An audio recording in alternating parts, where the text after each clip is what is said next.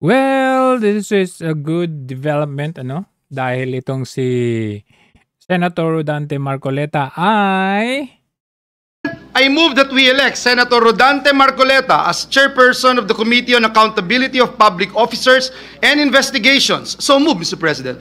Any objection? Hearing none, Senator Marcoleta is so elected. Mr. President, I move... walang nag-object. Ibig sabihin siya ang bagong Blue Ribbon Committee Chairman. Ano po yan? Accountability of Public Officers and Investigations. Ano po yung gagawin niya? Ayan po. Tungkulin ng komite na pangasiwaan at imbestigahan ang mga kinalaman sa pagkakamali ng mga opisyal at empleyado ng gobyerno. Kung titignan natin, babalikan natin yung mga controversies dati ng mga former presidents or former administrations. Kay Fidel Ramos, isa lang, yung Kaya Amari scam. Kay Joseph Estrada, yung Expo Filipino, saka yung Weteng. Kay Arroyo for 9 years. Medyo marami-rami. Ayan. Macapagal Boulevard's Fertilizer Fund Scam. Hello Garcia, NBN, ZTE deal. Ayan. Saka mga general scandal. Kay Pinoy naman, yung sa Armed Forces. At saka yung PDAF, yung very, very, very controversial na PDAF scam. Na mas talamak pa ngayon yung PDAF ngayon. Yung pinalitan, bago lang yung pangalan pero grabe na ngayon. Ibang level. Yung kay Jojo Marbenay na alleged corruption at yung Bangladesh bank robbery na Under kay PRRD naman ay meron sa Bureau of Immigration, meron sa Customs. Kaya yung mga yan nagsipagwalaan yan, nagtumino ang Bureau of Immigrations natin na Bureau of Customs natin under PRRD. Yung Dingvac siya. Dingvac siya na ni Janet Garin. Ito naman yung DOT PTV. I think involved dito sila if I'm not mistaken. Bureau of Customs yung drug smuggling scandal. Ito yung Ninja Cup. Si Oscar Albayalde.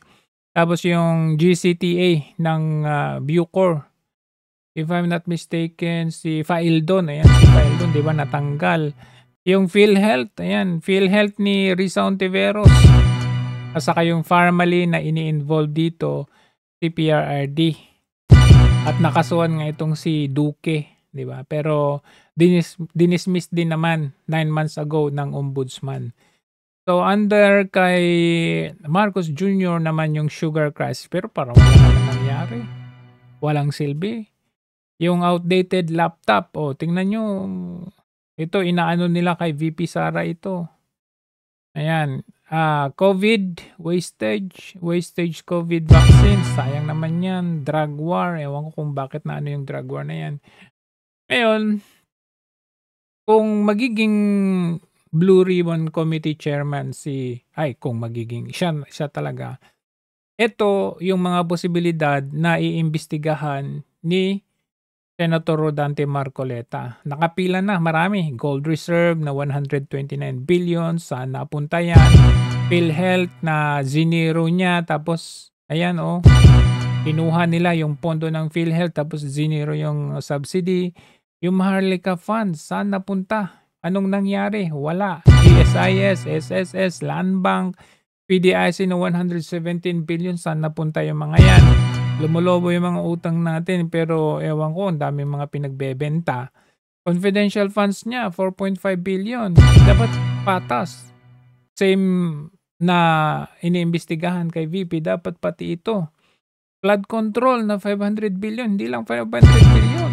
Maabot na ng trillion to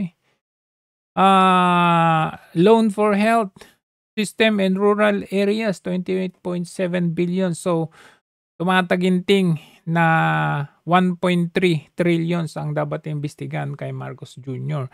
So, antabayanan po natin yan sa good development na mga Duterte allies po ang nakakuha ng mga ganitong investigation. Okay, public Alan Peter Cayetano. Si Robin Padilla naman ay yan para sa mga medyo light yung kanya. Ayan, yung constitutional amendments, revision codes, foreign relations kay Amy Marcos, PIA, ways and means, climate change. So, kay Bongo, ayan, mga specialty nila, mga